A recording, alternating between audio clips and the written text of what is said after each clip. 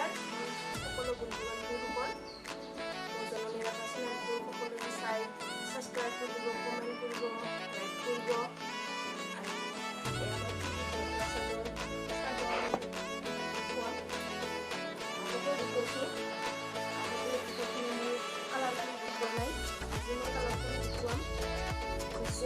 আৰু এটা ফোন বাকি আছে এইটো মই কমপ্লিট কৰিম আৰু ইয়াত কেনেকৈ ৰং লগাওঁ আৰু কিদৰে কৰোঁ আপোনালোকক দেখুৱাম।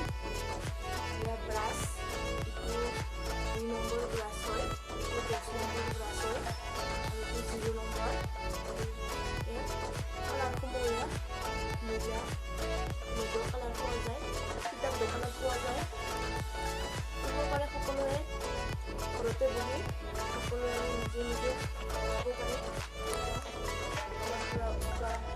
কাপোৰ ধুই আহি আৰু কেনেকুৱা লাগে, যদি ভাল লাগে আপোনালোকে লাইক কমেণ্ট সাবস্ক্ৰাইব কৰি দিব।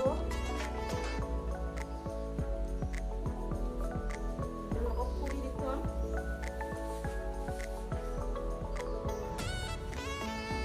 মেখেলাখন ধুনীয়াকৈ দিছে আৰু চাদৰখন কালাৰ কৰাৰ পিছত ৰ'দত শুকাই দিব লাগে আৰু লগত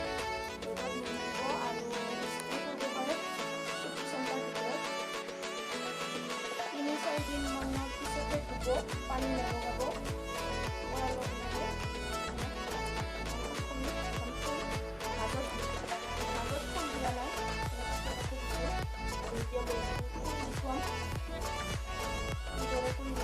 আপোনালোকে চাই থাকিব আৰু আগতে এখন সৰু ফুল আৰু কাষত দিয়া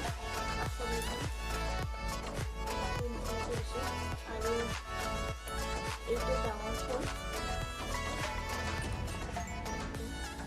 কাৰ্বন পেপাৰৰ পৰা উঠাই দিছোঁ। পাতল কাপোৰ হ'লে এনেই উঠাব পাৰি, পিছফালে কাগজখন ৰাখি। ডাঠ কাপোৰ হ'লে কাৰ্বন পেপাৰেৰে কৰিব পৰা যায়।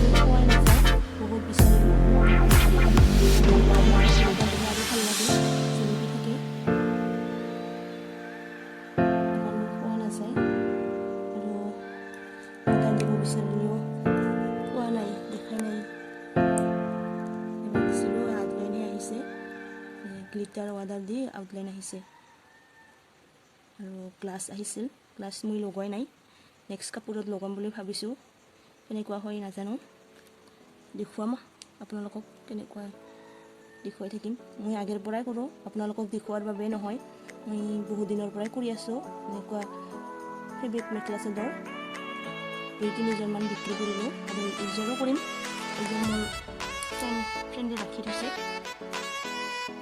মই নিজেও কৰি লৈছোঁ